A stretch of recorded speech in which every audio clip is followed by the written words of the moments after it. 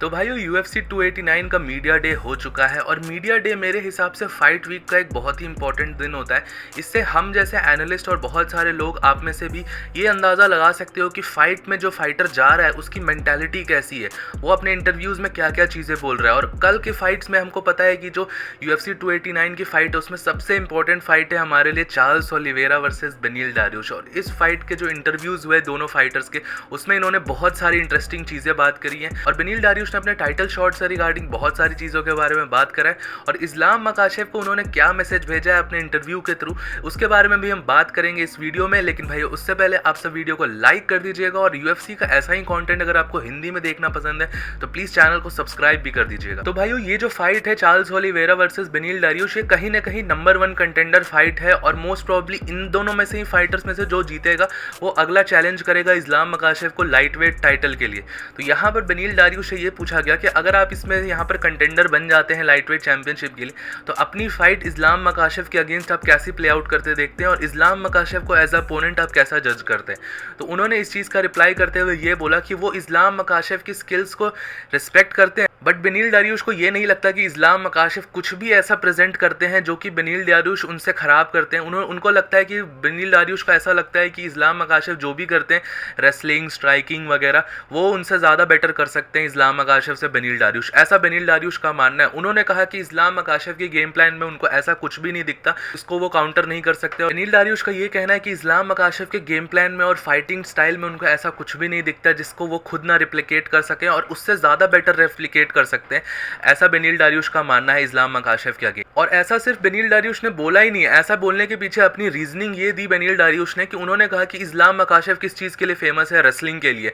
तो उन्होंने कहा कि रेसलिंग उनकी ज़्यादा बेटर है क्योंकि उन्होंने अभी लास्ट फाइट में मटायस गामरॉट को हराया, तो उनकी रेसलिंग भी बहुत ज़्यादा तगड़ी है। और अभी वो ग्रैपलिंग की बात चल रही है, तो अगर वो चार्ल्स ओलिवेरा को हराएंगे तो उनका ग्रैपलिंग भी सुपीरियर हो जाएगा इस्लाम मकाशेव से।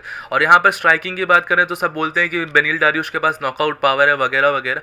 तो इसी हिसाब से, इसी रीजनिंग के हिसाब से बेनिल डैरिउश ने ये बोला कि वो इस्लाम मकाशेव से हर एस्पेक्ट में बेटर है। तो भाइयों अब बात यहाँ पर ये आती है कि क्या जो बेनिल डैरिउश ये चीज़ें बोल रहे हैं कि वो इस्लाम मकाशेव से हर चीज़ में बेटर है, ग्रैपलिंग रेसलिंग स्ट्राइकिंग जो भी चीज़ें हैं, क्या वो सच में बेटर है इस्लाम मकाशेव से या बस बोलने के लिए ऐसी चीज़ें बोल रहे हैं? और क्या उनकी जो ये रीजनिंग दी है मटायस गामरॉट वाली फाइट की और चार्ल्स वाली फाइट से, क्या ये सही रीजनिंग है? तो मैं आप सबको इसके बारे में एक्सप्लेन करता हूँ। देखिए मटायस गामरॉट एक बहुत बड़ा कंटेंडर था जब उन्होंने बेनिल डैरिउश से फाइट करा था और इनफैक्ट मटायस गामरॉट उस फाइट में फेवरेट था जब बेनिल डैरिउश ने उनको हराया। बेनिल डैरिउश से एक्सपेक्टेड नहीं था कि वो मटायस गामरॉट को हराएंगे, लेकिन डेफिनेटली वहाँ पर बहुत अच्छा तरीके से चीज़ें करी और बेनिल डैरिउश ने उस फाइट को डोमिनेट करा मटायस गामरॉट। बट मेरे हिसाब से क्या आप उस फाइट को दोबारा से देखेंगे तो आप सबको पता चलेगा और बहुत सारी चीज़ें सामने निकल के आएंगी जो कि उस विन के कारण ओवर शैडो हो गई।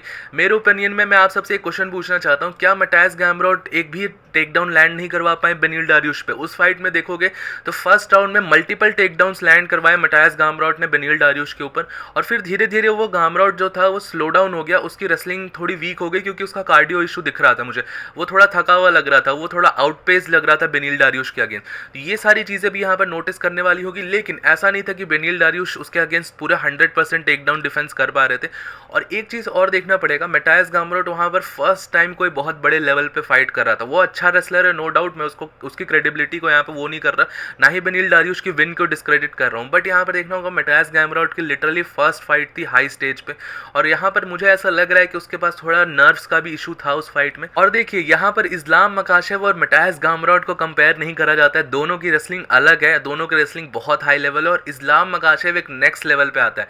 देखिए एक और रीज़न इस्लाम मकाशेव की रेसलिंग ज़्यादा खतरनाक है मटायस गामरॉट और बाकी सारे रेसलर्स के अगेंस्ट, क्योंकि ये अपने रेसलिंग को सेटअप करते हैं। बहुत सारे फाइटर्स जो रहते हैं और बहुत सारे लोग जिन्होंने फाइट नहीं करी है, MMA का नॉलेज नहीं है, उनको लगता है कि बस रेसलिंग करके कर सकते हैं, लेकिन आप वहाँ पे सिर्फ रेसलिंग नहीं कर सकते, आपको अपनी रेसलिंग को सेटअप करना पड़ेगा। ये एक चेस गेम जैसा होता है रेसलिंग, आपको हर एक स्टेप अच्छे से करना पड़ेगा। आपको पहले फेंट करने पड़ेंगे, जैब लेके एंट्री करनी पड़ेगी, फिर double leg single leg hook करना पड़ेगा, अंडर हुक्स डालने पड़ेंगे, अंडर हुक्स को डिफेंड करना पड़ेगा। बहुत सारी चीज़ें होती हैं जो कि एक टेक डाउन में लगती हैं और ये सारी चीज़ों को सीक्वेंसली करना और बार बार करना एक बहुत ही बड़ा टास्क होता है, जो कि इस्लाम मकाशेव और ये दागिस्तानी फाइटर्स बहुत अच्छी तरीके से मास्टर कर चुके हैं, क्योंकि इनको बचपन से ही वो सारी चीज़ें सिखाई जाती हैं। और यहाँ पर हम गामरॉट वाली फाइट में भी देख रहे थे कि मटायस गामरॉट बिल्कुल भी स्ट्राइक नहीं करना चाह रहा था, वो सीधा सीधा सेटअप्स के लिए जा रहा था, टेकडाउन्स के लिए जा रहा था, और काफ़ी ज़्यादा प्रेडिक्टेबल हो गया था, जिसके कारण बेनिल डारियुश काफ़ी सारे टेकडाउन्स को स्टफ कर पा रहे थे। लेकिन अब यहाँ पर ये कहना कि मटायस गामरॉट को मैंने हरा दिया, इससे का मतलब मैं इस्लाम मकाशेव को भी हरा दूंगा या उससे भी बेटर मेरी रेसलिंग हो गई, तो ये बिल्कुल भी स्टेटमेंट यहाँ पे सही नहीं होता। मटायस गामरॉट और इस्लाम मकाशेव के बीच में एक्सपीरियंस का भी बहुत बड़ा डिफरेंस पड़ेगा, और दोनों फाइटर्स बिल्कुल ही अलग अलग है, दोनों अलग अलग रीजन से आते हैं और काफ़ी अच्छी रेसलिंग है दोनों की।